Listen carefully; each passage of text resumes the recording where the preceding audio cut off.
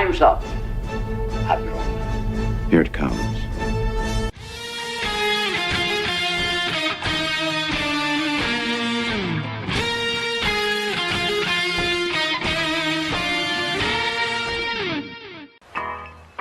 All kids out of the pool for Adult Swim. All kids out.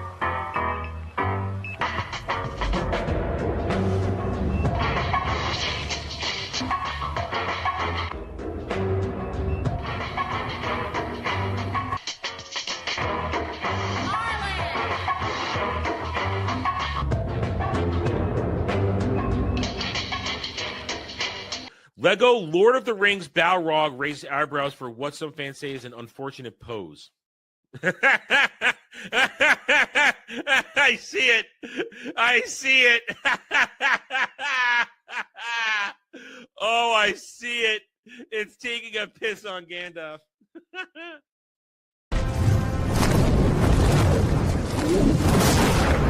You shall not! And he says to her, listen, you got a fine white girl ass. So I don't like the look of this D. Listen, I don't need gay or straight boner pills. My boner works just fine. Before you go, one question. Yes? Where in the galaxy is Sanusi? Show us your tits and I'll tell you. Yeah, I want to see boobies! I think I've died and gone straight to honker heaven. Boobs are amazing. I was sleeping, and I was getting close to honker heaven. And then I woke up and realized, oh, it's just cold in here. Howdy, y'all. Welcome back to the Daily Dive, the Double Ds, where we do our best to have fun, tell the truth, and not be scared by maniacs out there. I hope everybody's doing all right. I hope everybody is warm and safe. I'm cold. It's cold out there. It's a little cold in here.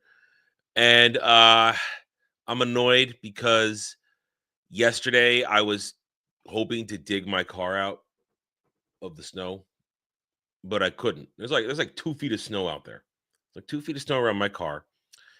And when I went outside after the show, I did a little work, or did some editing. Then I went out, checked my car. Then I came back in and did some more editing for the video I put out yesterday night. But between that, though, I went out. I'm like, okay, I'm going to check the car. Let's see what I can do. I don't have a shovel. You know, usually I don't need one. Usually if I can just kick some snow around, make sure the wheels can get out, everything's fine. No, it's 2 feet of snow from the steps of the building here to my car, and then around the car, between the cars, around behind the car. And it gets even worse because the stupid people that run this place, when they run the plows to clear out the main drive, they push the snow up behind your car. Makes it even harder. But then to add insult to injury, because I gave up. I stood out there for about 2 or 3 minutes. I said, "Yep, this ain't happening. Gonna have to do something else for something tomorrow." All right, fine. I'll go back inside, and I'm grumbling to myself. The jackass who parked near me, who lives in this building because he's parked on this side of the street, dug his car out and threw all the snow that was behind his car behind my car. Fuck that guy. Fuck him and his fucking Prius. And you know what? I looked at the window. He hasn't even gone anywhere today. He hasn't even left. It's not like he had to go to work this morning. No, his car still. So he dug out his car to make it more difficult now for me to dig out my car if I can go grab a shovel from the complex, because they do have some available. I just have to go find out if they have any at the time when I'm going to try and dig it out. Make it more difficult. So, fuck selfish people who think only of themselves.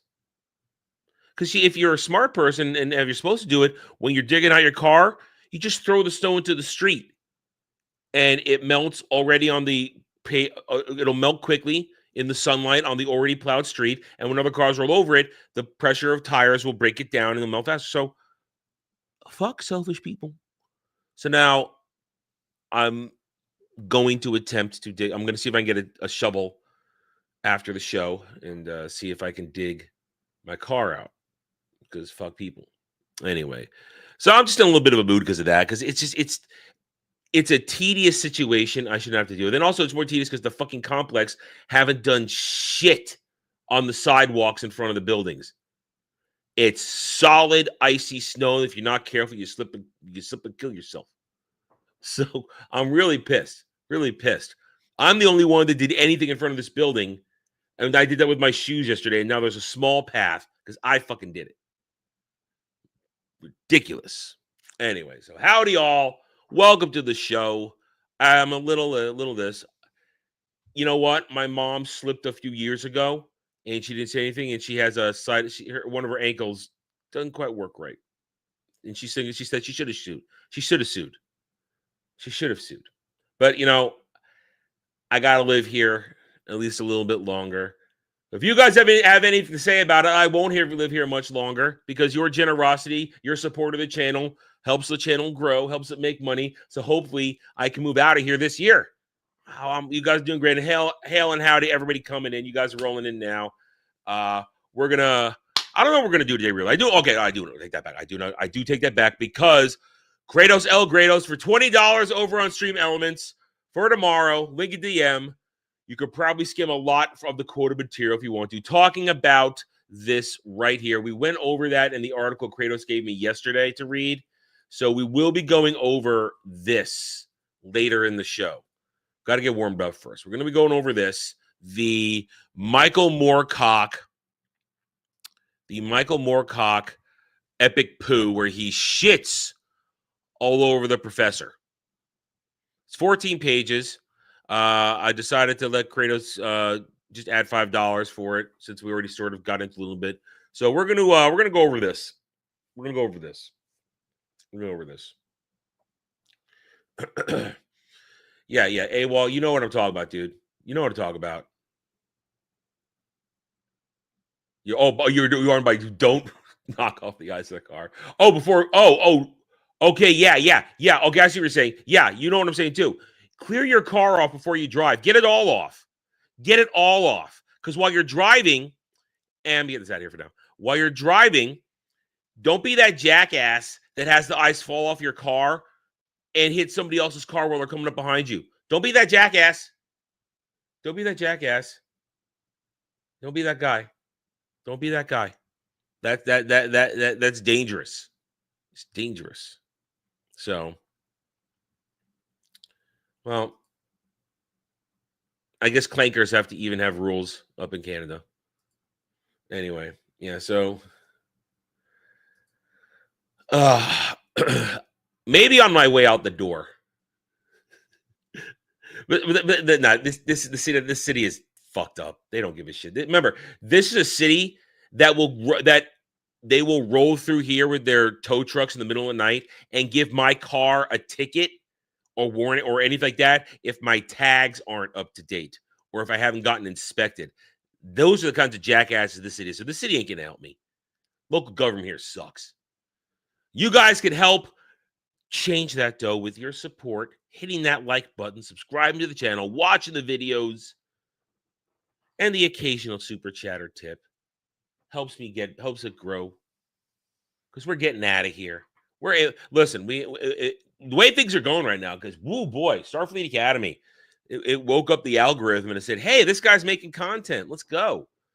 Where's our Starfleet Academy? There is a realistic chance we could break 5,000 in the next couple months here as our watch Starfleet Academy. Because I'm up almost 400 subs since last week, since 2 weeks ago when we started the Starfleet Academy stuff. I'm up almost 400 subs. So thank you, AWOL. Thank you, my friend. Welcome to the channel, dude. Hope you're enjoying the rest of the content. Hope you're enjoying it, man. That's the point. I talk about the stuff I know. I talk about the stuff I love, or at least used to love and hate now. But thank you for joining, man. I appreciate it. And hope you continue to enjoy this stuff going forward. All right, so what are we doing today? We're going to go over that article that Kratos gave us. Then a random question. Have I ever read Peter David's New Frontiers? No, I have not. I have not read that. I haven't read, outside of pre-reading for like Jed, I haven't read anything new in years.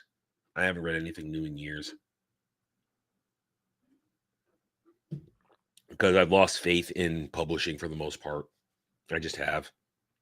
Anyway, since we got new people here, new people coming, I think it is wise that I remind everybody the purpose of this channel a little bit. If you mention reading, AWOL. I am an aspiring author, and the stronger the channel gets, the stronger it goes. You guys will get a chance to read, to get new content, new IPs from me. I think I still have it here. I haven't run this in a while. Yeah, here it is. All right.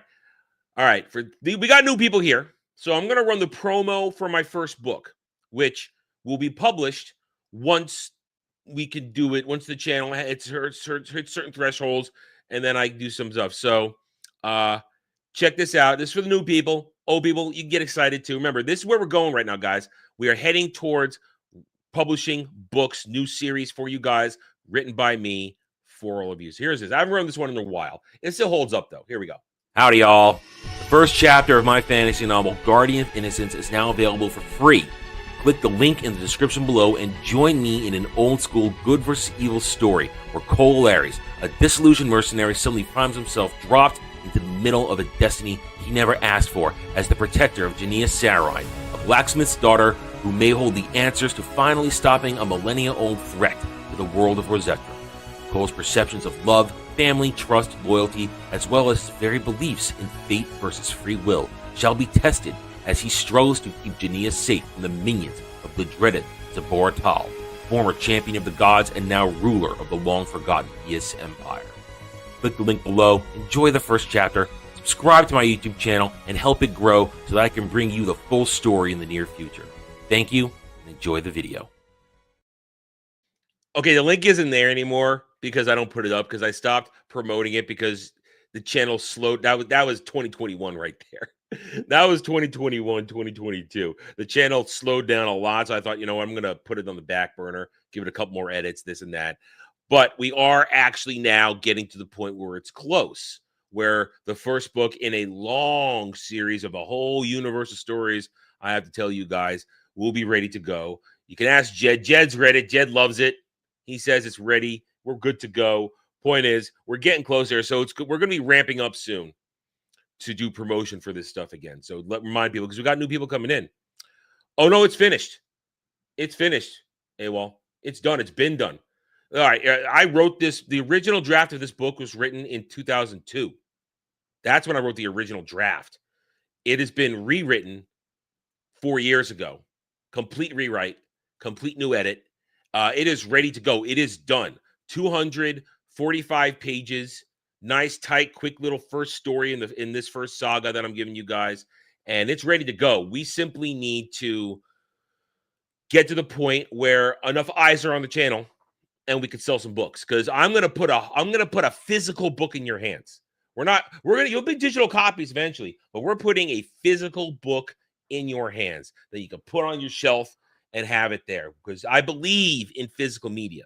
I believe in having that book. There's something special about turning a page and holding it and you have it there. So it is the beginning of a very long universe full of stories that I have planned for you guys. 30 books all up here. 30 books adapted from a lot of other stuff I've done in the past, but all ready to go. The first book is ready. We simply need to get to the point where, hey, guess what?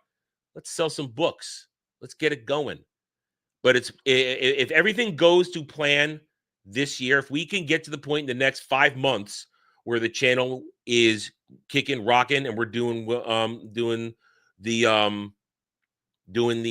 basically making money. I'll say that. If we're making money, if the channel is truly making money by June, I can leave where I am now, move to Florida, where Jed is and a lot of other people are. We can do other stuff there. But once we're there and I do some legal stuff, for tax purposes, set up proper LLCs and stuff like that, then hopefully by the end of this year and into next year, we will do the crowd, because we still have to do a crowdfund. That's the thing. We still have to do crowdfund because we still have to pay for printing and shipping and all that kind of stuff. Got to pay for all that kind of stuff.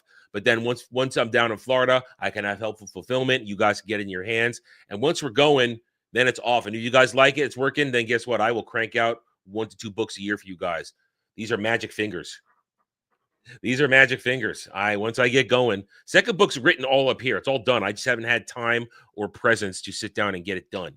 But the series is essentially done in my head. It simply needs to be applied to the keyboard, and I get it done for you. So that is for people who are coming in new here. For some of the new subscribers, that is the purpose of this channel. We're not just here to cover culture war. We're not here simply to report on stuff. We are here to usher in a new era of IPs and content, and bring about a new age. Not replace anything, just bring about a new wave of stuff. Because I will never want to replace Star Wars. I never want to replace Star Trek. I just want to add to them. What, you want me to say magic feet and make you happy? Is that what you want me to do? Anyway, so new people coming in here. I'm glad you guys are here. You guys coming in brand new here because of my coverage of Starfleet Academy. You guys are right now, you're the catalyst to getting the channel going again. Because we've been a little rough. Been a little rough these past couple of years. But here you are. Thanks to you guys, though. The channel's rocking again. We're bringing in stuff. I haven't had growth like this in years. And it's all because you guys showing up. And I appreciate your support. Thank you.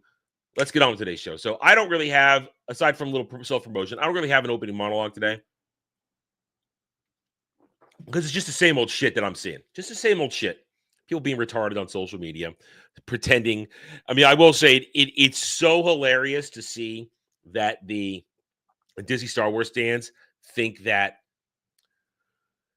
there's renewed love for the Acolyte again. They think the Acolyte's going to get a resurgence. It's so retarded.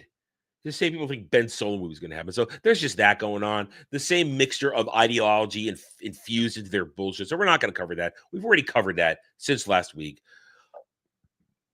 I don't really have much else to say. I don't. So let's get right into the news. And then we'll cover the article that Kratos has given us. And we'll see what else comes up. Because you guys see the rules there. They do apply as normal. And I got the hiccups now. Hold on a second.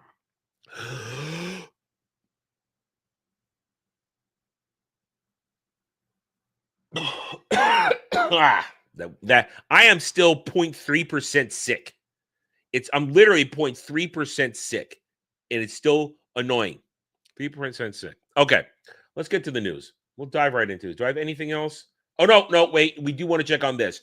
All right, we will check on this first because it will come up in the news. Let me refresh it, see exactly what's going on right now. Remember yesterday, around this time, literally about 10 minutes from now, we checked on how High Guard was doing from its launch. And, well, guess what? Oh, boy.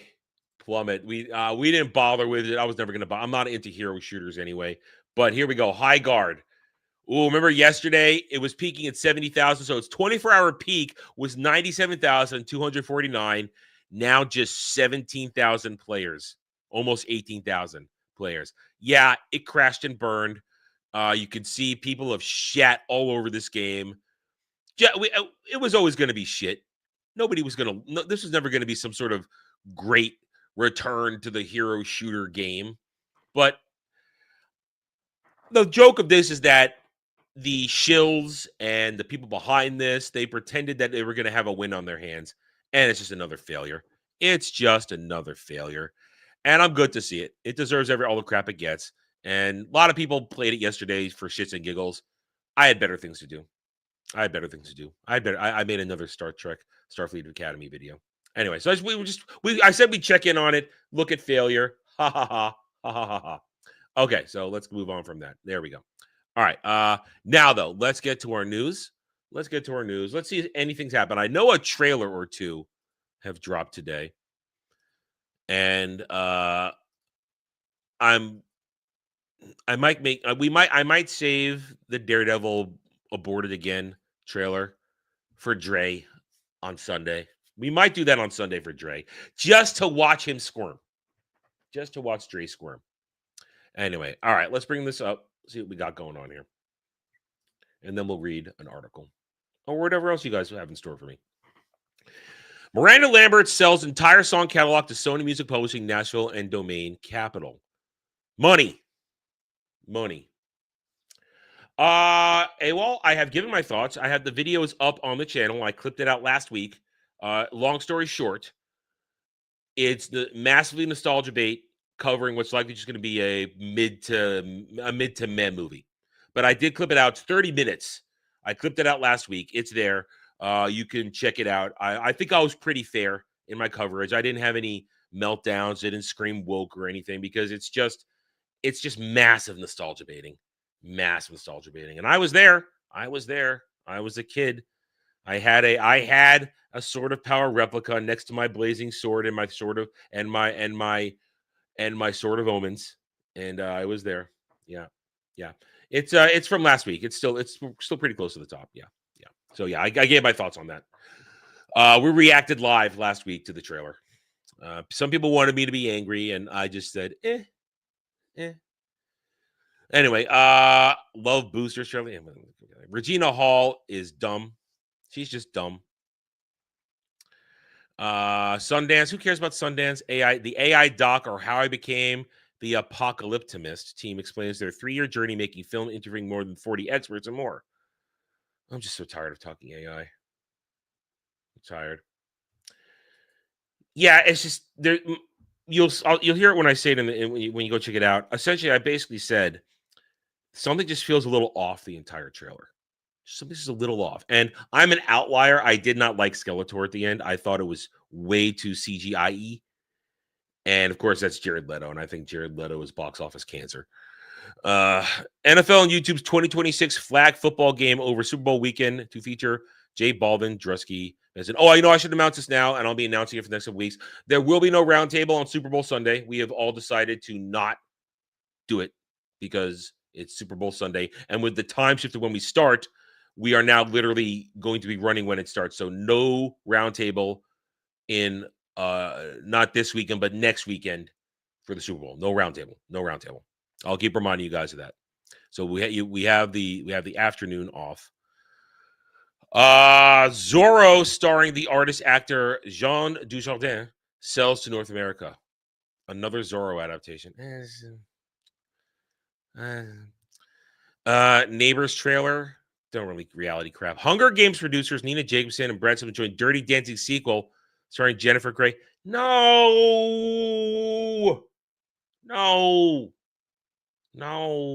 Patrick Swayze's dead. You can't do Dirty Dancing without Patrick Swayze. You can't do Dirty Dancing without Patrick Swayze. No. Somebody go put Baby back in her corner. Liz Taylor, I don't care who you are. The Housemaid returns to number one. Housemaid making money. Listen, I think The Housemaid is Sydney Sweeney's first successful movie ever. I think it is. I really think it is. And apparently, I didn't know it was based on a trilogy of books. So they got 2 more movies coming with that. So good for Sydney Sweeney's tits being out there. We love it. Range Sports acquires experiential. Yeah, experiential. Whatever. Oh my God, LGBTQ rom-com Before I Do to star Cole Doman, Michael Sue Rosen, and Nika Gretham. Great. A bunch of gay wads. I'm not going to watch it. Seriously. Nobody's going to watch this. I guarantee nobody watches this. Who's going to watch an Alphabet Mafia rom-com? Seriously. Nobody. Those movies do not make money. It's proven over and over again. The Wait review. Ethan Hawke carries an intermittently exciting, if sometimes arduous, throwback to Deliverance era action movies. Don't care. Ethan Hawke can fuck right off. F1 Sentiment Value Centers among Ace. I don't care about your award shows. Howl's Moving Castle gets lavish $650 leather-bound release book for 40th anniversary. Whoa! All right, listen. All the respect in the world to Ghibli and Miyazaki. All the respect in the world.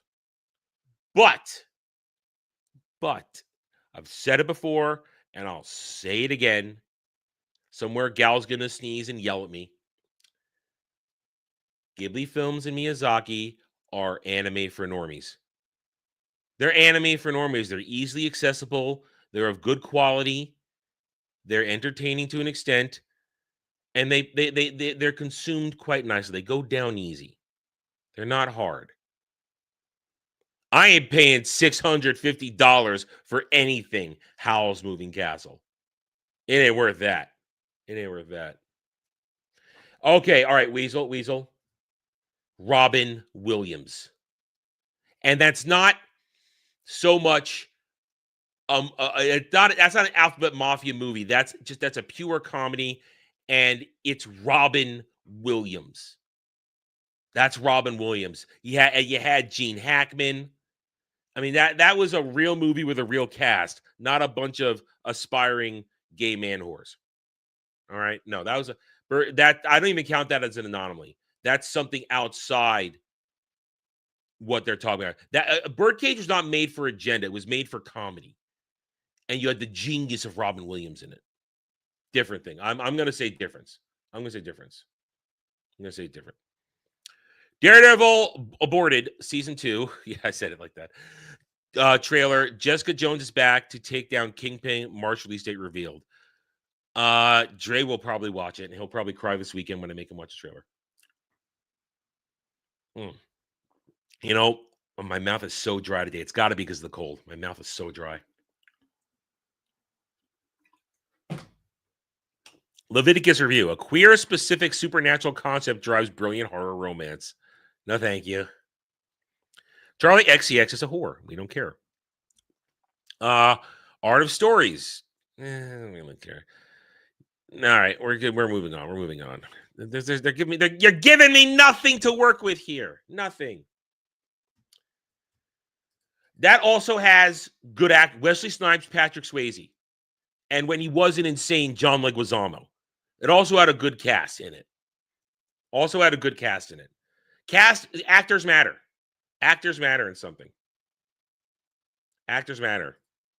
And that was more, I mean, the only one who was gay in that was John Leguizamo's character. Patrick Swayze and Wesley Snipes drag characters. I don't think they were gay. They just dressed as women. So, but yeah. That's also a different thing. That's good actors in a movie. Actors make a difference. Wonder Man as Marvel's refreshingly low-stakes spin on the studio TV review. Oh, yeah, today's the day. Today's the day for Wonder Man. Mark your calendars, kids. When we come back and check Nielsen's in a month from now, will Wonder Man rank this week? Will it rank? I think not. And if it does, it's because it's a bats drop. Oh, man, I forgot it's Wonder Man Day. It's Wonder Man Day. Yeah, I ain't touching that unless y'all make me. Marilyn Monroe Centennial Retro featuring 24 films set for Italy's Torino Film Festival. That's from Gentlemen Prefer Blondes. That is a pick from Gentlemen Prefer Blondes. My favorite Marilyn Monroe movie. That's her best one, in my opinion. And also in Gentlemen Prefer Blondes, when she's doing Diamonds Are a Girl's Boyfriend, that is peak hot Marilyn right there. She is peak hot in Gentlemen Prefer Blondes. That is peak hot Marilyn. Ooh. That movie has true beautiful women in it. True beautiful women. And also talented. She may have been nuts. She may have been abused by the Kennedys, but Marilyn Monroe was massively talented. Fanatic Sport. I don't do about betting stuff. Don't do that. Nerds hope Andy Cohen sweetens next Super Bowl commercial. Yesterday we talked about Kanye apologizing for being insane. New K-pop Demon Hunter merch. That's going to keep selling, of course. More commercials for the Super Bowl. Blah blah blah. BAFTA crap. Moving on. All right. Queen of fucking everything creator Tina Lamy readies for a new show and king of fucking everything. I don't know what those are. You know what my comment is that? If you have to drop an F-bomb in your title, you don't have creativity in you. Titles are important. Every day, when I try to think of a title for a video, a live stream, something I'm working on, I try to make the title interesting. If you think dropping an F-bomb makes it interesting and edgy, your shit's probably not that good. I'm just going to say. It means you are probably creatively bankrupt because you think you have to drop an F-bomb to get people's attention. Yeah, it's a thing. It's a thing. But then again, that's modern day writers. Modern day writers, 2025, 2026 writers, 2020 writers, we'll just say it. They think that they have to drop modern terminology, modern lingo, modern everything into it all. Otherwise, the Zoomers won't pay attention. Newsflash, you don't want the Zoomers to pay attention anyway. Prime Video's execs praise incomparable Nordic talent. Offer first look at Danish crime series Murder in the Dark. Yeah. Anything else here? Oh, definitely not looking at that. Jimmy Kimmel still's crying. Jimmy Kimmel still crying. Jimmy Kimmel still crying because if he doesn't cry, no one pays attention to it. Anything else here? Anything else? Yeah. I don't even know if she's Romulan, Kel. I don't even know if she's Romulan. I don't know what she is. But yeah, she in the clip where they're during the prank war, she's going like this, everybody. Saying, dude, he smoked you. Stuff like that. Yep. I said that yesterday in my video. If you haven't watched it yet, I said that going like this does not make it Star Trek. It keeps it farther and farther away from being Star Trek. I've referenced that multiple times now because it's terrible. Hollywood Chamber of Commerce says Sydney Sweeney did not get permission to hang bras on Hollywood sign. Yeah, I saw that. Apparently, Sydney Sweeney went about hanging bras for her latest spokeswoman thing, and she got in trouble. And the world says, we don't care because you got nice titties. Yeah. All right, moving on. I got to blow my nose real quick. Hang on one second, guys.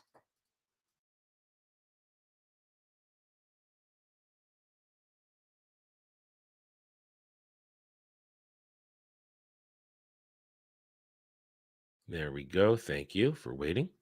Okay, what does IGN have for us? There's a brand new Witcher game coming next month as part of Card Swiping Rain series. That doesn't look good. I'll have to toss this Jed's way and see what he says. Exactly, Buffalo. Exactly, dude. Nothing ruins a show faster than modern day slang, modern day speech, and especially in Star Trek, cursing. No, and they've been doing that even before Star Trek Academy. They've been doing that for a while now. Nothing pulls you right out. Nothing breaks the escapism faster. What do you mean? What did I put? What on the screen? What?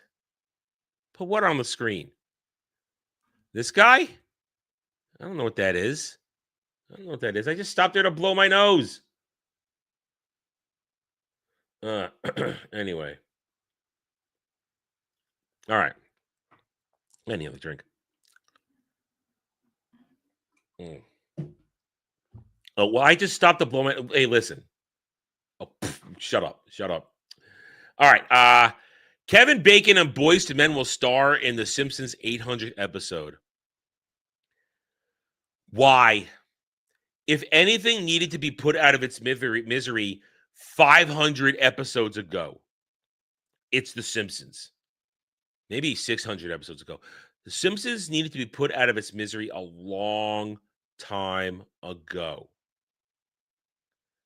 That is... This is the there's a great video out there about how The Simpsons is a zombie show. It's a great video. I don't remember it, but I watched it once a couple years ago. It's really good. And the guy who did it breaks it down perfectly on how The Simpsons is just a mindless, rotting corpse that doesn't even age well in its comedy anymore. Just doesn't work, man. I cannot fathom how it's gone for 800 episodes at this point. Because it's sold out a long time. Here's the thing. Simpsons, back in the 90s, was edgy comedy. They would take proper shots at everything. At some point along the way, it sold out hard to its commie Marxist masters. Sold out hard. I don't know if Matt Groening lost control or if he lost his mind, but it was it just got terrible, man. I don't remember the last time I legitimately watched it. I don't. I had to be a much younger, much more ignorant man at that point. I'm serious. This show is as old as fucking I am, dude. Jeez. Jessica Jones, Daredevil, Torment, Virtue. No, again with the Virtual Boy shit. Virtual Boy joins Nintendo Switch Online next month with 2 never-before-released games confirmed to launch in future. What? We talked about this when they announced this last year. Nobody is getting a Switch 2 to get migraines from playing a Virtua Boy game. Nobody's doing this. Nobody's doing this. And Kel, you are absolutely right. You are 100% right. Family Guy hasn't been funny for 15 years. At least, and you guys, I've told you, I have my beef with Family Guy since 2008 when Seth MacFarlane proved himself to be the original everybody's a Nazi if they don't agree with me guy. And at the same time, South Park, we have in the last year seen all the truth we need that South Park has launched since Jump the Shark now. Their whole obsession with the president last year proves they're done. Parker and Stone are done. They don't have it anymore. Ideology has now finally broken their brain. They are no longer the equal opportunity offenders. Absolutely right. What did you pre-order? Oh,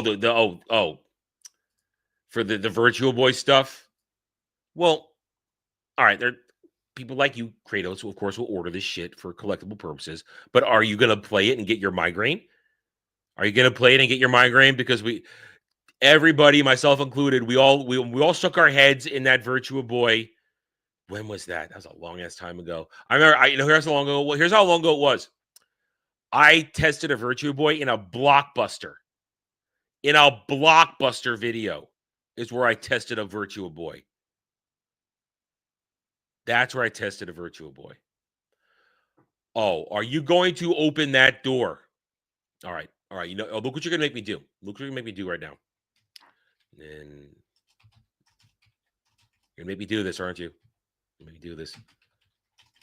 I keep typing in an angle never works. All right. We're gonna do. Kel's gonna do this. He's now making me do this. He's going to open this door of pain. He's going to open this door of memory pain, and you have him to thank for this. The Power Glove, 1989. Little boy Adam sees these commercials, sees the promotion, and here's the trick. Here's how you're a kid. You don't realize that because it says Mattel means it's going to be worthless. Nintendo did not make this. This shit was farmed out. The fucking Power Glove. One of the biggest scams to little kids in the video game generation. I remember 1989 Christmas. I begged and I pleaded to my mom, I need a Power Glove.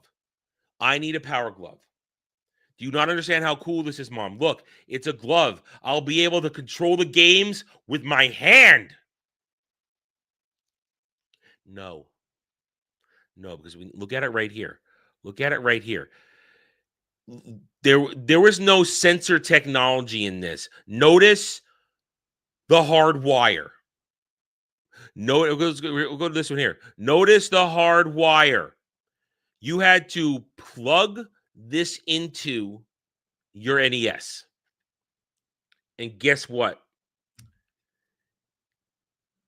This guy right here, yeah, they didn't do shit. Man, that dude looks gay.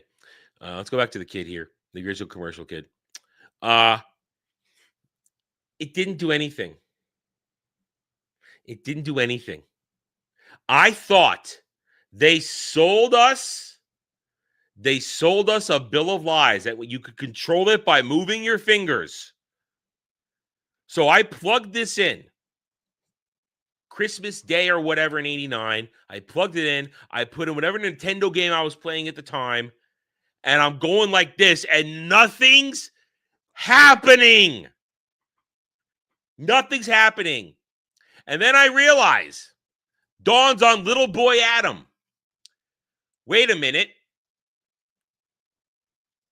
I have to actually go like this. It's a controller for one hand. And they made it worse because leading up to it, in the premiere episode of Captain N the Game Master, the Power Glove was referenced as a powerful artifact that brings Captain N to the Nintendo grid. This thing was a lie. It was an $80 waste of money. And within the year, I ripped it apart. I tore it apart in pieces because it wasn't even fun to use in my imaginary play. And you know what I did? You can't quite see it. But right here, you see the glove on the inside here underneath all the rubber? I ripped that out. And it was a fingerless glove. You could see it with this Game Man right here. You see it was a fingertipless glove. That Game Man wearing right there. I ripped out the glove, and I would wear it when I would play video games. I would just wear this fingertipless glove that ended at my wrist as a little kid. I would wear it when I would play games because it made me feel cool. That is what the Power Glove ended up being. A fingerless glove that I wore holding my regular controls. And I wore that thing for years, all the way through my SNES, all the way through my Genesis, my Sega CD. I wore that thing for years. Whenever I felt like, okay, I need to turn on my badass. And I'd put on the fingerless glove that I ripped off the Power Glove. Fuck the Power Glove. It was a lie. And it was a lie that Nintendo perpetrated because they didn't make it. They just threw their logo on it. Nintendo didn't make it. Shush. Fuck the Power Glove. Thanks, Kel, for unlocking the memory, even though it's never too far away. No, I did not. I had lost it by then. I didn't have that thing anymore by high school. I had been lost it. Yeah, that thing never got washed. That thing was terrible.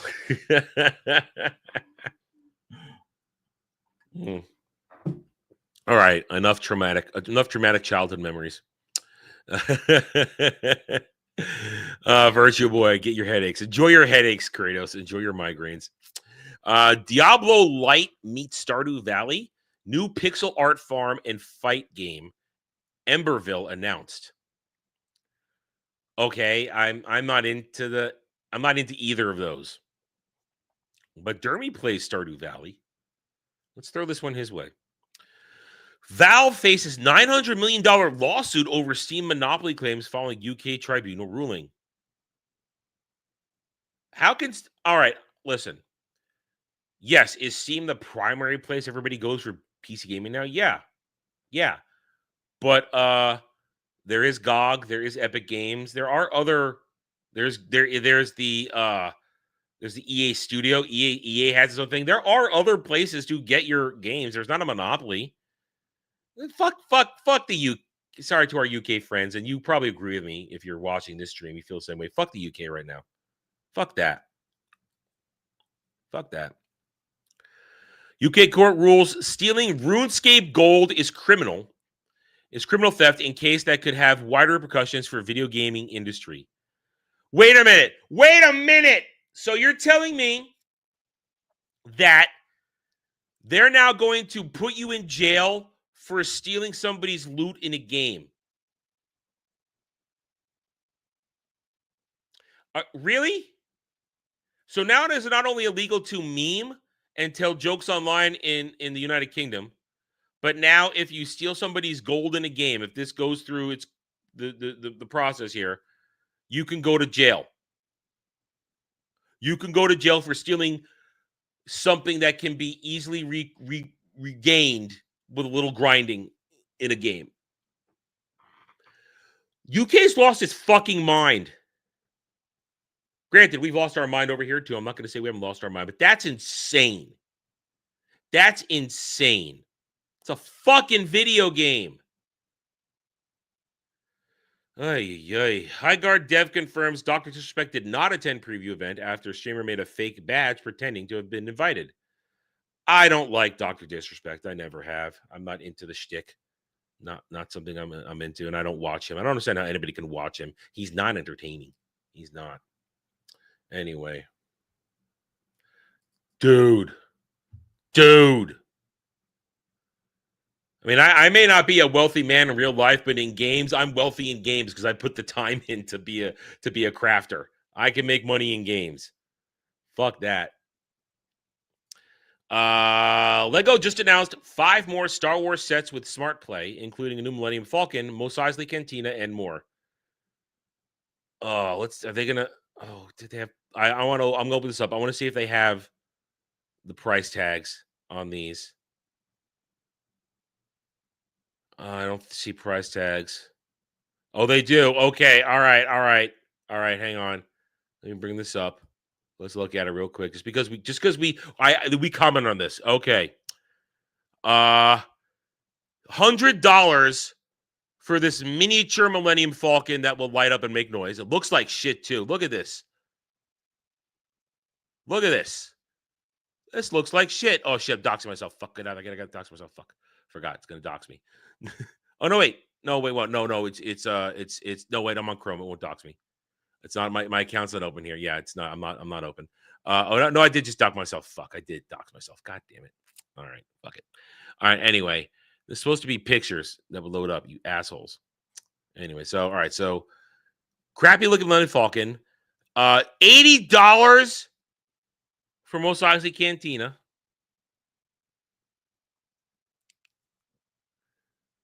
$70 for Dagobah.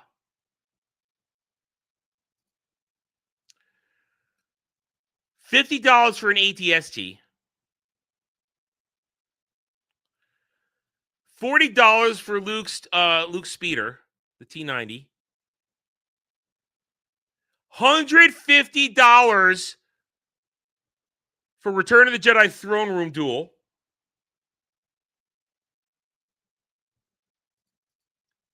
Really? You guys are going to have fun at MegaCon this year, I bet now, aren't you? Aren't you? You guys are going to have fun now. Go for it. That's a bad man.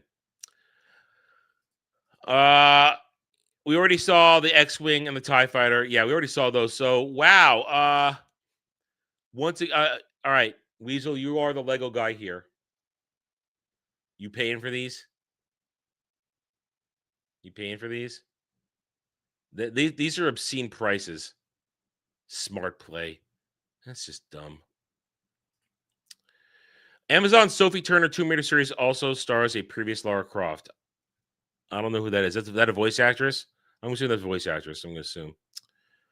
Return to Silent Hill debuts to lowest U.S. box office opening in franchise history. Guess what? Don't make live action adaptations of video games. Don't do it. High Guard is a failure. We already went over that.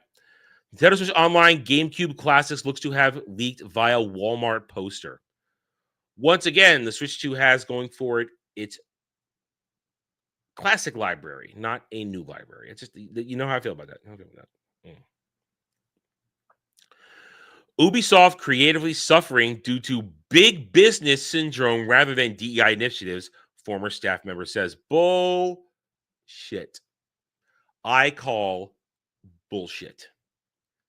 That is running cover from your failures right there. We know that. Highly likely PS6 will launch after 2028. Good. What did I say last year? I don't want to hear about a PS6 at least until 2030. I don't want to sniff it, hear about it until 2030. Give us another few more years of solid PS5 existence. I'm happy with my PS5. And what are they going to do with the PS6? There's nothing they could possibly do to make it worth an investment at that point. Nothing. So look, I'm happy with my PS5. Don't need another one.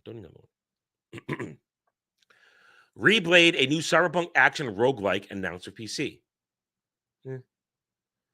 And Fallout Season 2 is doing so bad, they're going to push the final episodes up a day to get it done faster. Because nobody's talking about it. All right, Park Place. Disney fans allege Sam Wilson, Captain America, quietly removed from Disneyland rotation ahead of Black History Month. Because he's not Captain America, that's why.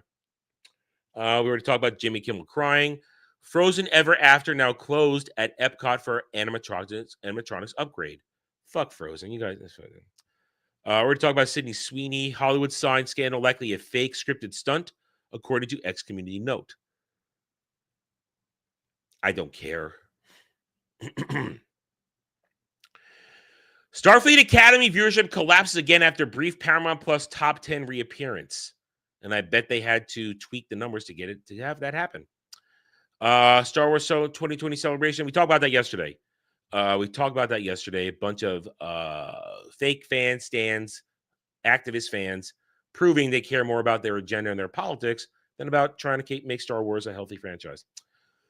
And Robert Picardo escalates his fight with Star Trek fans over Starfleet Academy criticism. Yeah, he's lost his mind and deserves to be made fun of. All right, that's the news. I'm sticking to it.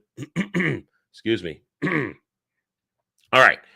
I'll let you guys think about if any articles you want me to really dive into there. Now, we will cover what Kratos has paid us to talk about. We will cover the article. Let me kill that. We'll cover the article from, I believe it said it was 1978, where Michael Moorcock, what a name, Moorcock. Michael Moorcock goes after J.R.R. Tolkien, the professor. Let me zoom in a little bit more for you guys here. Zoom in a little bit more for you. There we go. All right. I'm not sure how we're going to tackle this. I will read. I will read until I feel like I need to make a comment. How's that sound? I will read until I feel like I have to make a comment. All right. So thank you, Kratos, for the $20. And let's go. I have another drink. Sit up on my chair. Ow. I was sitting with my foot, my ankle at a weird angle. Ooh, cramp. Ooh. You know, it's unconscious sometimes. You'll push your feet in a certain way when you're sitting. You don't realize you're putting pressure on it weird. Yeah, that just happened. Ow. Ooh, right ankle. Anyway, all right. Epic poo. All right, I'm going to blow my nose before we start this. I'm going to blow my nose. Make sure there's no problems here.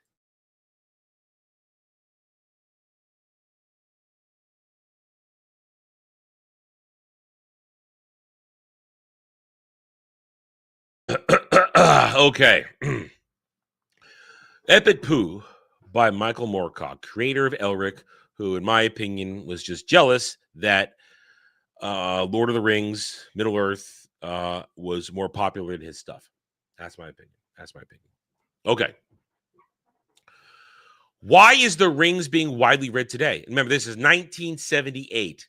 It is now more widely read than ever before.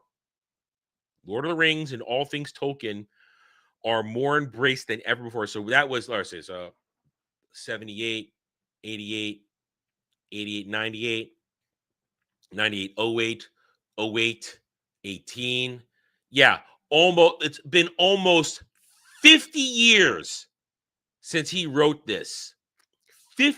Almost 50 years later, Lord of the Rings is more popular than ever because the message that Tolkien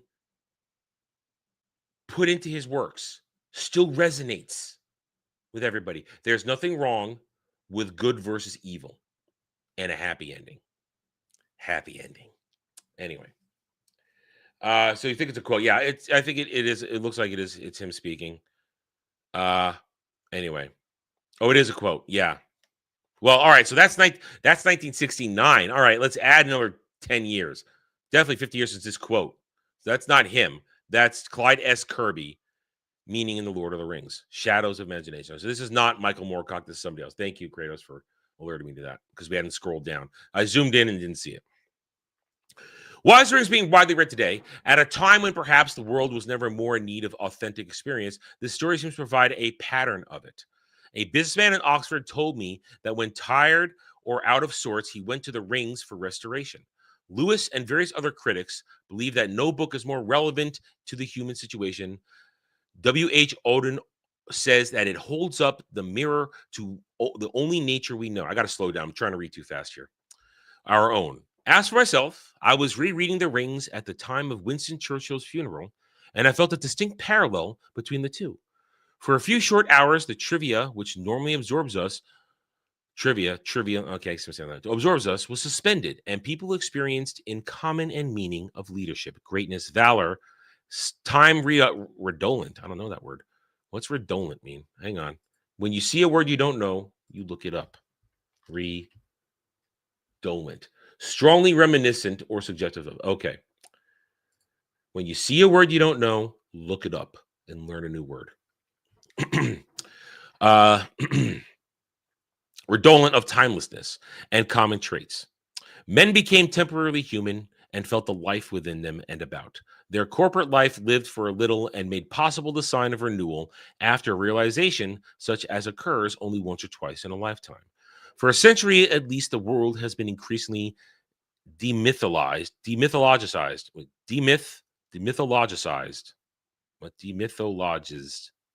Well, but that's a tongue twister right there.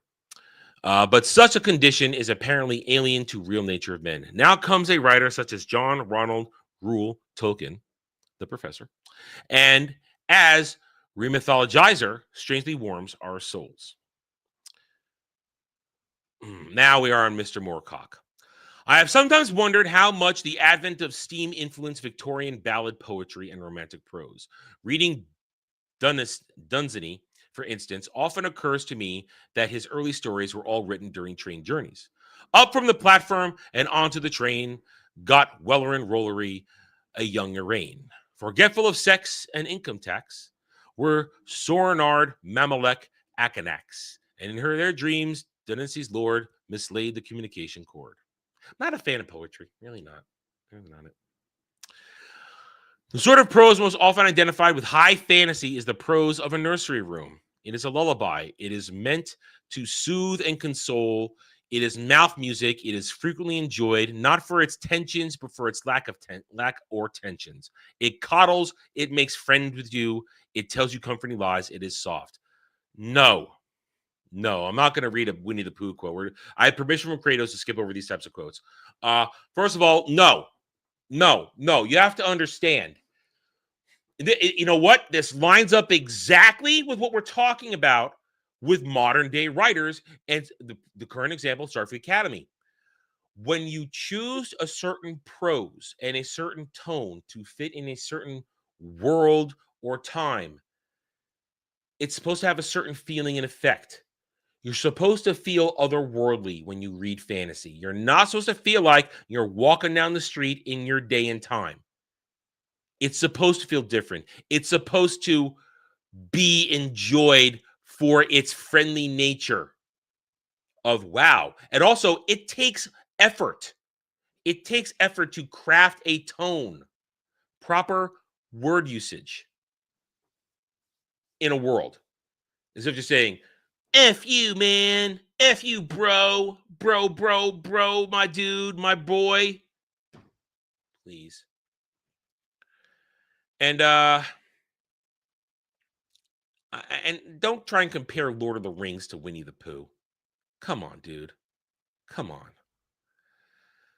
It is the predominant tone of the Lord of the Rings and Watership. Oh, dude. All right, stop right there. Watership Down is not a friendly story with friendly prose. Watership Down is dark as fuck. Watership Down makes you question life. Rabbits killing each other, man. Holy shit. This dude, we're a page in. This dude's already off his fucking rocker. If you're telling me Watership Down is tensionless prose that coddles you, Watership Down gives little kid nightmares, man. Do you understand what it's like to read a book? You think there's always be a nice little book about these anthropomorphized bunnies? They're killing each other! They're killing each other. They're talking about life and death and afterlife. It is a very deep and scarring book. Whoa. Moorcock is out of his fucking mind. And is the main reason why these books, like many similar ones in the past, are successful. It is the tone of Warwick's Deeping Sorrel and Son, of John Steinbeck at his worst, or in a more sophisticated form, James Barrie, Dear Brutus, etc., and Charles Morgan, it is sentimental, slightly distanced, often wistful, a trifle retrospective. It contains little wit and much whimsy. There is no whimsy in Watership Down. No, there is not. Ugh. You are correct, sir. You are correct, sir. And you can love it. I have no care for Elric. I don't care about Elric. I don't. But as someone who's a fan of it, you see right through this. He is just jealous that Lord of the Rings Middle Earth struck a chord with the world and his stuff didn't. It's that simple. That's at the core of this. That's what I think. It's the core of this. I agree completely. The humor is often unconscious because, as with Tolkien, the authors take words seriously but without pleasure. What? All right, I'm going to read this from Tolkien. One summer's evening, an astonishing piece of news reached the ivy bush and the green dragon. Giants and other portents on the borders of the Shire were forgotten for more important matters. Mr. Frodo was selling Bag End. Indeed, he had already sold it to the Sackville Bagginses. For a nice bit, too, said some. At a bargain price, said the others. And that's more likely when Mistress Lobelia's, the buyer, Otho, had died some years before, at the ripe, disappointed age of 102. Just why Mr. Frodo was selling this beautiful whole was even more debatable than the price. Fellowship of the Ring, 1954. That is just, that is proper whimsy. It's setting the stage. Do you not understand that you're supposed to feel at home in Hobbiton? You're supposed to feel at home in the Shire. Understand that the Shire is so detached from reality, from the world of world of men, they don't understand what's going on out there. They don't understand. If you can't understand that, that's the reason the professor wrote it that way, to show how retarded hobbits can be. That it's important, and you're shitting on that. The words are serious because it's about world building. It's world building. That paragraph is world building. It's setting the stage, setting the tone for hobbits and how they think. Jeez. I've been told it's not fair to quote from earlier parts of The Lord of the Rings, that I should look elsewhere to find much better stuff. So, opening it entirely at random, I find some improvement in substance and writing, but the tone is still there. What tone?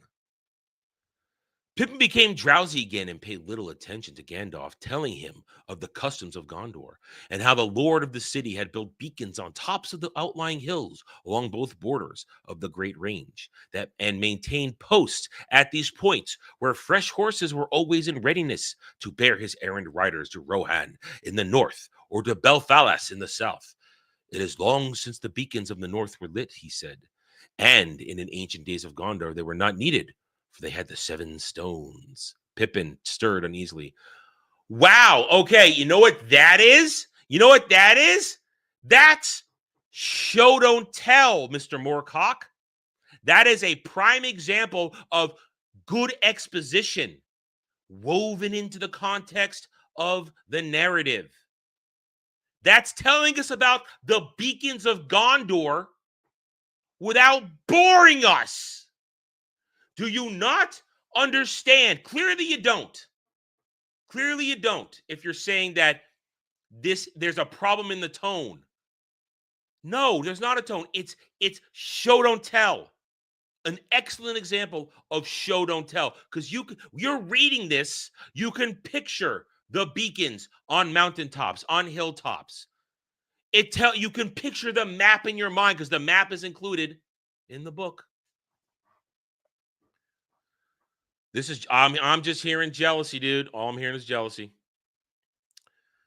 Tolkien does admittedly rise above this sort of thing on occasions in some key scenes, but often such a scene will be ruined by ghastly verse, and it is remarkable how frequently he will draw back from the implications of the subject matter. Like Chesterton and other markedly Christian writers who substituted faith for artistic rigor, he sees the petite bourgeoisie, the honest artisans and peasants, as the bulwark against chaos. I'm hearing the sound of a commie here for a second. That's a little bit of commie speak. A little bit of commie speak. Bourgeoisie. Fear the bourgeoisie.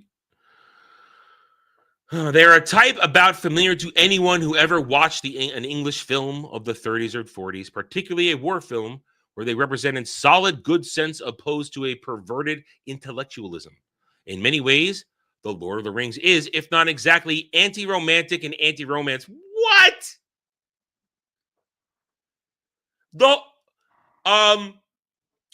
Once again, full stop.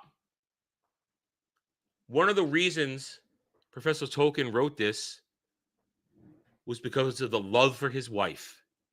It was written out of romance. And I hear plowing outside. I hope they're plowing the sidewalk. I really do. I really do. Yeah. This is insane. This book was. This is now it's 78. Maybe you can't do the research like we can do today. But Professor Tolkien wrote this because he loved his wife so much. She's represented in his works. This whole thing is born out of romance. Wow. Talk about missing the mark entirely. Whew. Now we're only 3 pages into 14. Tolkien and his fellow Inklings. The Dons who met in Lewis's Oxford rooms to read their work in Prague to one another. Wait, now I know that he's taking a shot at C.S. Lewis right there, because remember, Tolkien and C.S. Lewis were very good friends. That's taking a pot shot at C.S. Lewis too. That ain't right. Had extraordinarily ambiguous attitudes towards romance and just about everything else, which is doubtless why his trilogy has so many confused moments when the tension flags completely. But he could, at his best, produce prose much better than that of his Oxford contemporaries, who perhaps lacked his profound respect for Middle English poetry. He claimed that his work was primarily linguistic in its original conception. Excuse me. Hang on. Excuse me.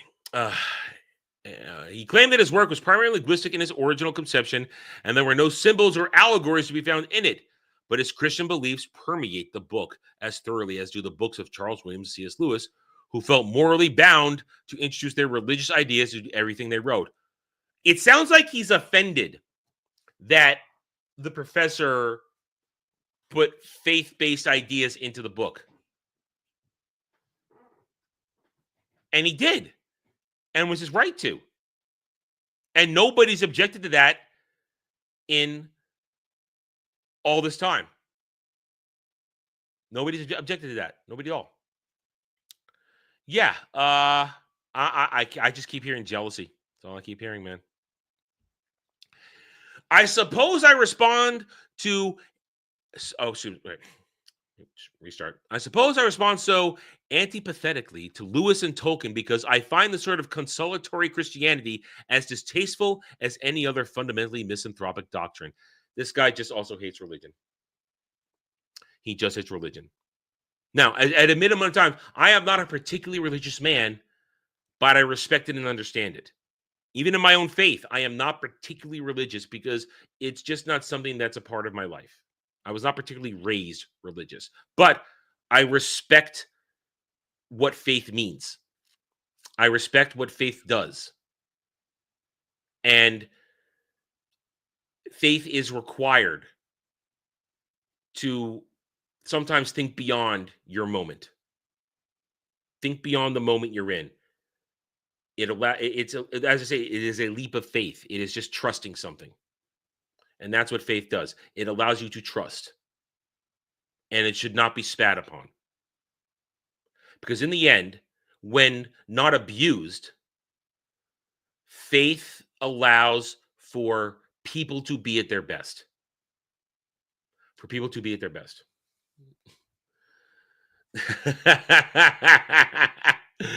So Germ even copied his hate of Tolkien from somebody else too.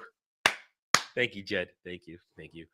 I you know what? I'm gonna prescribe to that belief right now. That Germ can't even have his own original hate. He has to copy it from somebody else. One should perhaps feel sympathy for the nervousness occasionally revealed beneath their thick layers of stuffy self-satisfaction, typical of the second-rate schoolmaster. Did he just call the professor a second-rate schoolmaster? Did he just do that? But sympathy is hard to sustain in the teeth of their hidden aggression, which so often accompanied by a deep-rooted hypocrisy. Their theories dignify the mood of a disenchanted and thoroughly discredited section of the repressed English middle class, too afraid, even as it falls, to make any sort of direct complaint. They kicked us out of India, you know. At least all of the higher authority, complaint, least of all the higher authority, their Anglican God, who has evidently failed them. Yeah, this is pure hate of religion right here. This guy is just, he just hates religion. He just hates religion. That's what it is here. He does not like it that Tolkien and C.S. Lewis blatantly used their faith as part of their inspiration and wove the good tenets of faith into their works. I'm here. Dude, this is some old school hating. 1970s hating. It was best-selling novelists like Warwick Deeping who, after the First World War, adapted the sentimental myths, particularly the myth of sacrifice, which had made war bearable, and helped ensure that we should be able to bear further wars, providing us with the wretched ethic of passive decency and self-sacrifice, by means of which we were able to console ourselves in our moral apathy. Moderation was the rule, and it's moderation which ruins Tolkien's fantasy and causes it to fail as genuine romance. The little hills and woods of the Surrey of the Mind, the Shire, are safe, but the wild landscapes everywhere beyond the Shire are dangerous. Experience or life itself is dangerous. The Lord of the Rings is a pernicious confirmation of the values of morally bankrupt middle class. Their cowardly home counties' habits are primarily responsible for the problem England now faces. Man, dude, wall of text. 1978 wall of text. Woo. Woo. You said it, not me. You said it, not me. Wall of text right here. And he's rambling in this paragraph. It's rambling. It's once again not understand. He's equating world building with tediousness, is what I'm hearing. He's equating the world building of Tolkien in Middle-earth as tedious. Where was I? It is Winnie the Pooh posing as an epic. If the Shire is a suburban garden, Sauron and his henchmen are old bourgeois bugaboo, the mob, mindless football supporters throwing their beer bottles over the fence. The worst aspects of modern urban society represented as the whole by a fearful, backward-yearning class for whom good taste is synonymous with restraint, pastel colors, murmured protest, and civilized behavior means conventional behavior in all circumstances. This is not to deny that we do not find courageous characters in Lord of the Rings or a willingness to fight evil, but somehow those courageous characters take on the aspect of retired colonels at last driven to write the letter to the Times, and we are not sure, because Tolkien cannot really bring himself to get close to his proles and their satanic leaders, if Sauron and company are quite as evil as we're told. What? Did he just say Sauron did nothing wrong? Did he just say Sauron did nothing wrong? Is that what I'm hearing? Is that what I'm hearing? And I like it right here. There's a picture of the professor in his uniform from World War I. The man went to war. The man saw horror. World War I was a meat factory. It was a meat grinder. They sent those boys in to die. The war of attrition, which is why people were so afraid of everything after that. That man saw shit. He saw shit that Mr. Moorcock couldn't. He probably saw his best friends get annihilated in no man's land.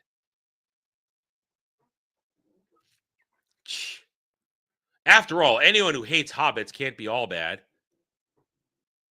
All right, I'll give him that. Hobbits are annoying as fuck.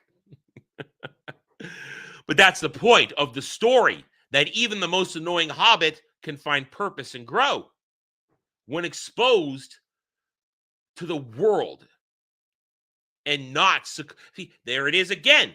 Tolkien wrote that he wrote the Shire as secluded,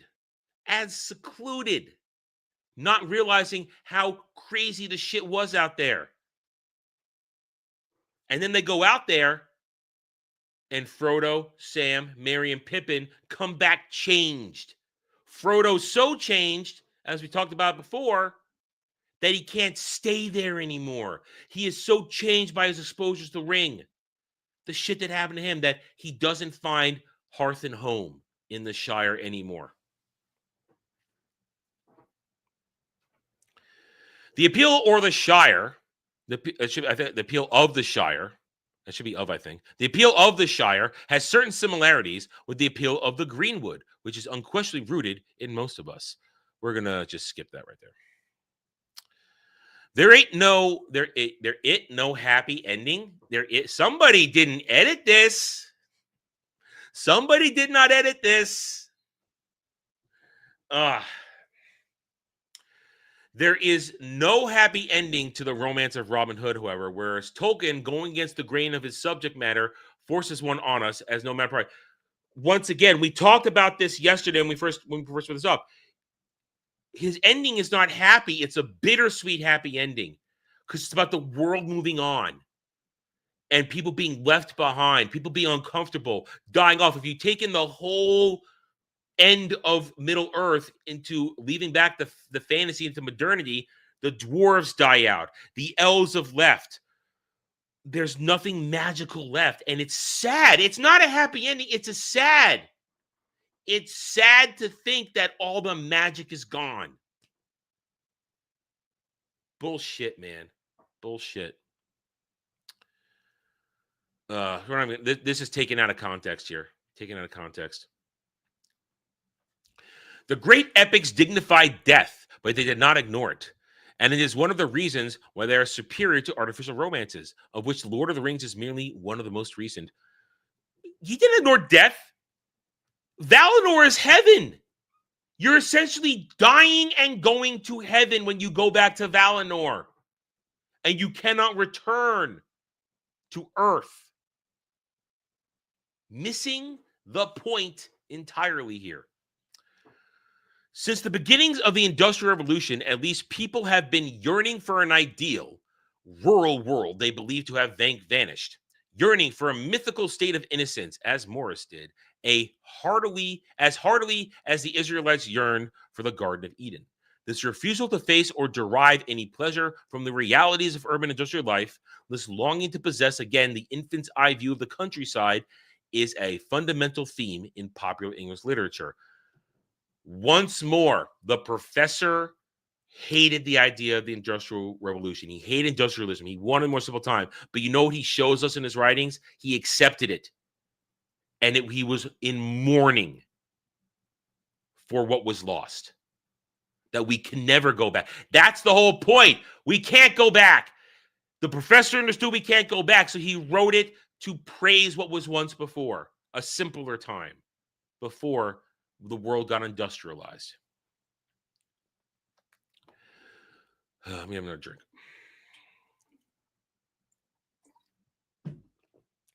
Novels set in the countryside probably outsell novels set in the city. D.H. Lawrence's appeal cannot be on the quality of writing. it must be in his subject matter, lust in landscape. If I find this nostalgia for a vanished landscape a bit strange, it is probably because I write. I can look for, as I write, as I write, I can look from my window over 20 miles of superb countryside to the sea and a largely unpopulated coast. This county, like many others, has seemingly limitless landscapes of great beauty and variety, unspoiled by excessive tourism or the uglier forms of industrialism. Elsewhere, big cities have certainly destroyed the countryside surrounding them, but rapid transport now makes it possible for a Londoner to spend the time he would have needed to go to Box Hill 40 years ago in getting to Northumberland. It is neophobia which makes him hate the modern world and its changing society. It is xenophobia which makes him unable to imagine what rural beauty might lay beyond the boundaries of his particular shire. He would rather read Trollope or A Year in Province and share a miserable complaint or two in the common commuter train while planning to take his holidays in Bournemouth. As usual, because he can't afford to go to Spain this year, he doesn't want rural beauty anyway. He wants sunny day, a pretty view. I feel like this is a combination of sarcasm and nihilism in that paragraph. And a good point. It's like I said before. The professor saw war, and he wanted to remember beauty after war. And he wanted to write something where people could go back and find beauty.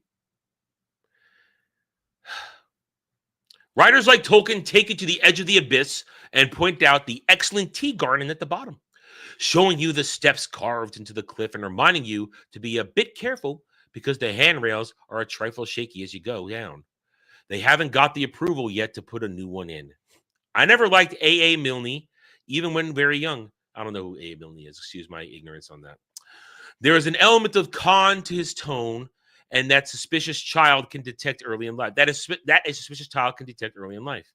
Let's all be cozy, it seems to say. Children's books are, after all, primarily written by conservative adults anxious to maintain an unreal attitude to childhood. Let's forget. Far be it from adults and parents to let their kids be kids for a little while. My mom allowed me to be as kid as long as I could before visiting the harsh realities of the world upon me and telling me Santa Claus don't exist. You know, she let me be as kid as much as I could. There's nothing wrong with letting kids be kids. Nothing at all. Let's forget about our troubles and go to sleep. At which I find myself stirring to a sitting position in my little bed and replaying the uncivilized bad taste. Fuck that, and fuck you too. As a little kid reading whatever, I guess A.A. Milne wrote children's stories, I call bullshit. That's saying this guy was always an adult. Always with the mind of an adult. I find it sad that you didn't have a childhood then. I find it sad. According to C.S. Lewis, his fantasies for children, his Narnia series of 7 books, beginning with The Lion, the Witch, and the Wardrobe, and ending with The Last Battle, were deliberate works of Christian propaganda. The books are a kind of religious tract society version of the Oz books as written by E. Nesbit, but E. Nesbit would rarely have allowed herself Lewis's awful syntax. You don't want to have the S after that. That's bad grammar. You want the apostrophe. You don't need an extra S after to show possession when something ends in an S. You don't need that. Yes, I'm being grammatical Nazi right now because I'm pissed off at this. I'm very pissed off. I'm very annoyed by this. All syntax full of tacked-on clauses, lame qualifications, vague adjectives, and unconscious repetitions, neither would she have written down to children as thoroughly as this childless Don, who remained a devoutly committed bachelor most of his life. Both Baum and Nesbit wrote more vigorously, more carefully. I think we're going to skip over this because we're not going to lean into this. This is more, excuse me. This is Moorcock just hating on religion some more. He's just hating on religion more and people who are using it as part of their work.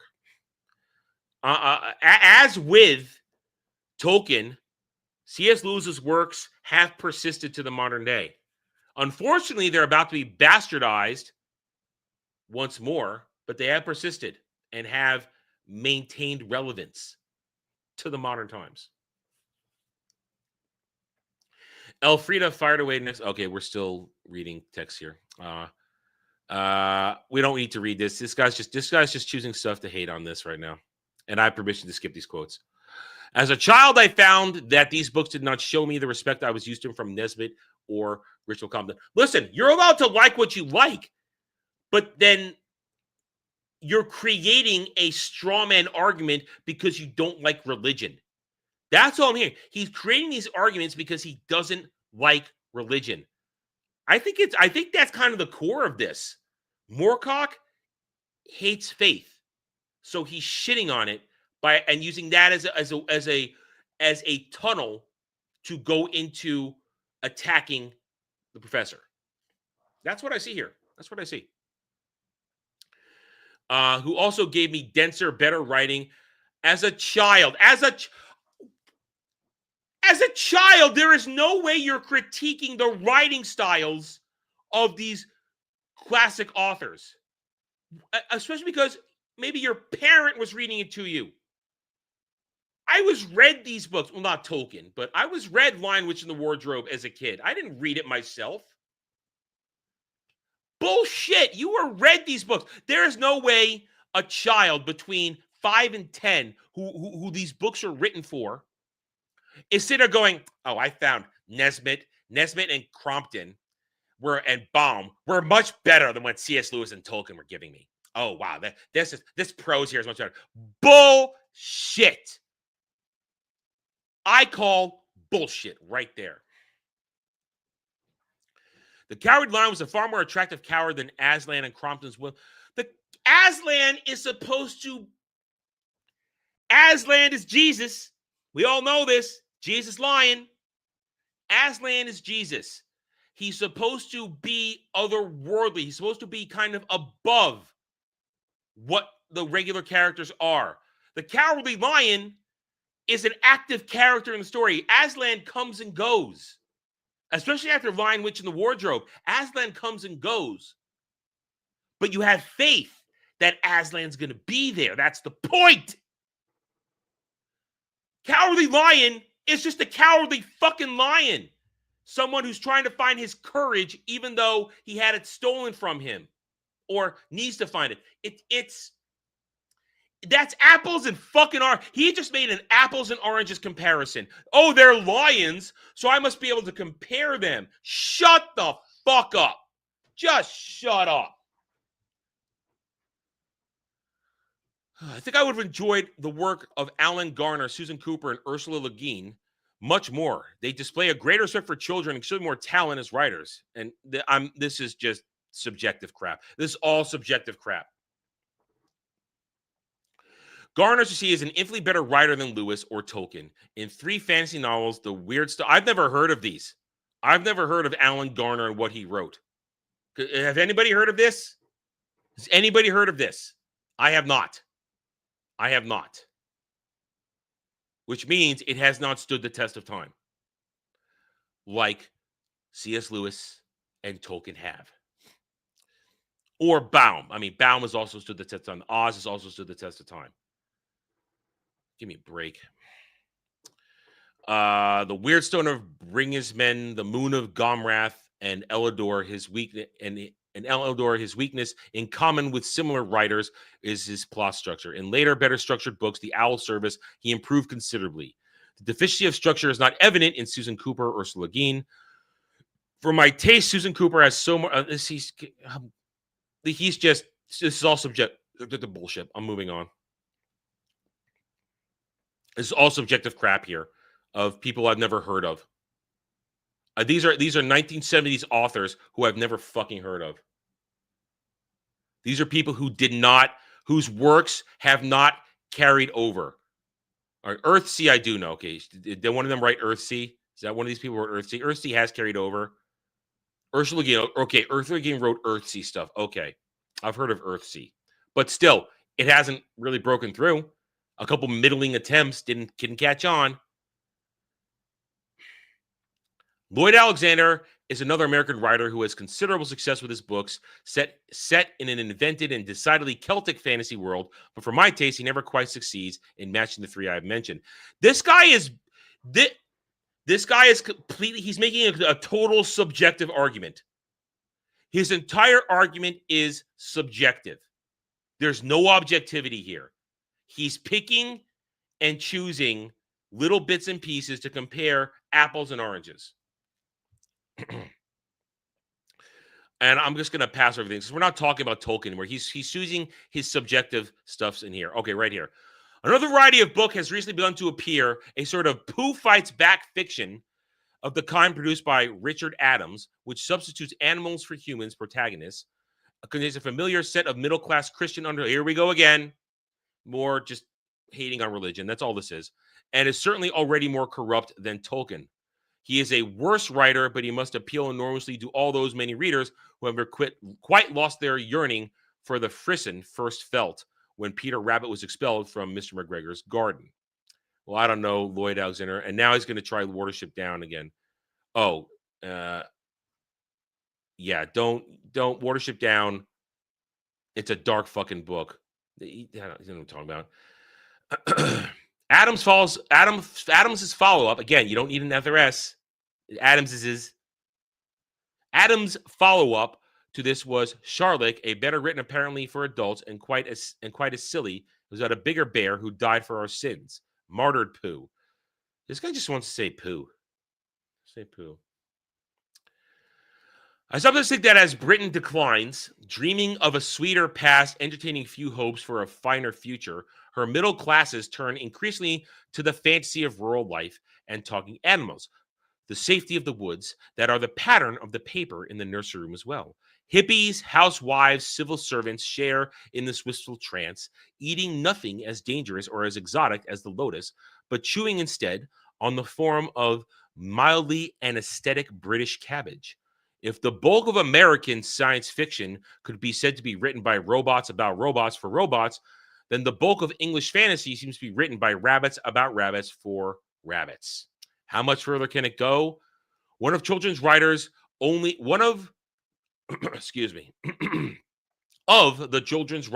Lewis and Adams are guilty, in my opinion, of producing corrupted romanticism, sentimentalized pleas for moderation of inspiration, which are at the root of this kind of Christianity.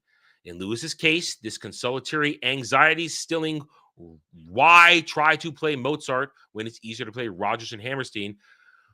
Oh my God, two completely different types of art music. You're shitting on Roger and Hammerstein? That is ridiculous. Mozart is Mozart. Roger and Hammerstein and Roger Hammerstein. Wow. This guy just hates fun. I think this dude just hates fun. Attitude extended to his non-fiction, particularly the dreadful influential Experiment in Criticism. These are anyway minor figures. It is Tolkien who is the most widely read and worshipped. Worshipped. There it is. Worshipped. There it is. Right there. He hates that everybody loves Tolkien and his shit isn't kicking over. He hates it. And it was Tolkien who most betrayed the romantic discipline more so than ever Tennyson could in The Idylls of the King, which enjoyed a similar vogue in Victorian England. Corrupted romanticism is as distasteful as corrupted realism of, say, Katie Flynn. Carball's somewhat obvious irony is easier to take than Tolkien's less obvious sentimentality, largely because Cabell's writing is wittier, more inventive, and better disciplined. I find William Morris naive and silly, but essentially good-hearted, and a better utopianist than a fantasist. Dunancy I find slight but inoffensive. Lewis speaks for the middle-class status quo as more subtly and in a more profound context does Charles Williams. Lewis uses the stuff of fantasy to preach sermons quite as nasty as any to be found in Victorian sentimental fiction, and he writes badly. There is nothing like a bunch of self-congratulatory friends to ensure that writing remains hasty and unpolished. Ooh, dude, look in the mirror right now, man. Ideally, fiction should offer us escape and force us at least to ask questions. It should provide... No, fiction should not force us to ask questions. Fiction is about escapism. It's about escapism, especially fantasy fiction. It's about escaping reality and enjoying a good story. It should provide a release from anxiety, but give us some insight into the cause of it. It's like, no! I don't need insight when I'm reading. I just want to read a good story about good versus evil, heroes and villains, romance, love, betrayal, action, adventure, high adventure. That's what I want. Lynn Carter is an Imaginary Worlds, the only book at time writing the original of this essay I was able to find in the general subject of epic fantasy. Never heard of it. Obviously didn't carry on. Offered an argument familiar to those who have read apologies from that kind of science fiction or thriller buff who feels compelled to justify Philistinism. The charge of escapist reading, says Carter, is most often leveled against fantasy and science fiction by those who have forgotten or overlooked the simple fact that virtually all reading, all music and poetry and art and drama and philosophy, for that matter, is a temporary escape from what is around us. Like so many of his colleagues in the professional world, science fiction world, Carter expresses a distaste for fiction, which is not predominantly escapist, by charging it with being depressing or negative. If it does not provide him with the moral and psychological comforts he seems to need. Carter dismisses Spencer as dull and Joyce's Titanic bore and writes in cliches, euphemisms, and wretchedly distorted syntax, telling us that the pre-Raphaelites were lisping exquisites and that Ford Madox Brown was a young man attracted to the movement by Morris's fiery Welsh, born, I'm not even going to try to say, Walthamstow near London. Dynamism that because Tolkien got a CBE, not a knighthood, we must now call him Sir John. No, we call him the professor. We call him the professor out of respect. But Carter, at least, is not the snob some American adherents are. And there is nothing funnier than the most provincial American literary snob, Gore Vidal, being the most developed example. I'll agree with that. Fuck Gore Vidal. He can fuck right off. In a recent anthology compiled by Robert H. Boyer and Kenneth J. Zaworski, The Fantastic Imagination, we find the following. In addition to their all being high fantasy, the stories selected here are good literature.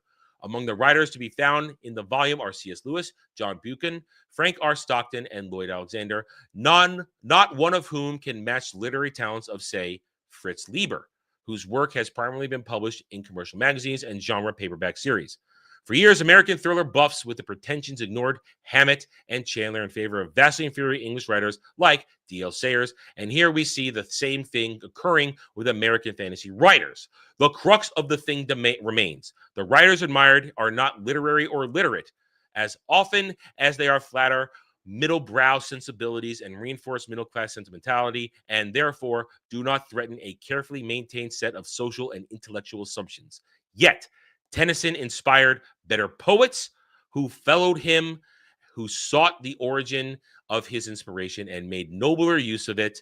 Both Swinburne and Morris could, for instance, employ the old ballad meters far more effectively than Tennyson himself, refusing, unlike him, to modify their toughness. This is all just word salad. I'm tuning out here. I'm tuning out completely.